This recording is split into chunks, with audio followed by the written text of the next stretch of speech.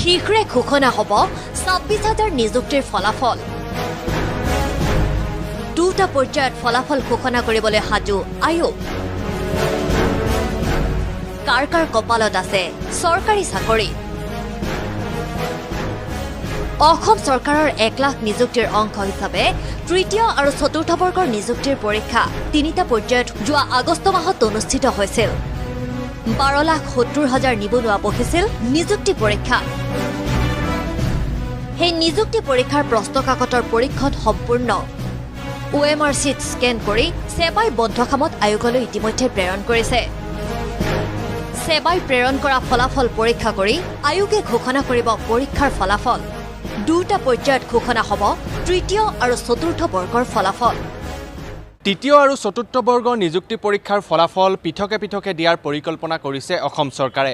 প্ৰথম পৰ্যায়ত চতুৰ্থ বৰ্গৰ পৰীক্ষাৰ ফলাফল দিব অসম চৰকাৰে আৰু তাৰ পাছত দিব তৃতীয় বৰ্গৰ নিযুক্তি পৰীক্ষাৰ ফলাফল। 1:2 পদ্ধতিত পৰীক্ষাৰ ফলাফল ঘোষণা কৰিব আয়োগে। অৰ্থাৎ 26,000 পদৰ বিপৰীতে 52,000 পৰীক্ষাৰ্থী উত্তীৰ্ণ কৰোৱাব আয়োগে। উত্তীৰ্ণ হোৱা 52,000 যুৱক যুৱতীৰ সকলো নথিপত্ৰ পৰীক্ষা কৰি আয়োগে নিযুক্তি দিব 26,000। এই 26,000ৰ ভিতৰত কোন কোন থাকিব সেয়া অহা সপ্তাহত নিশ্চিত হ'ব। এই নিযুক্তি ফলাফল ঘোষণাৰ পিছতেই ৰাজ্য চৰকাৰে নিযুক্তিৰ বাবে আৰম্ভ কৰিব আন এক নতুন প্ৰক্ৰিয়া। এই ঘোষণা মুখ্যমন্ত্ৰী ডক্টৰ হিমন্ত বিশ্ব শৰ্মাৰ।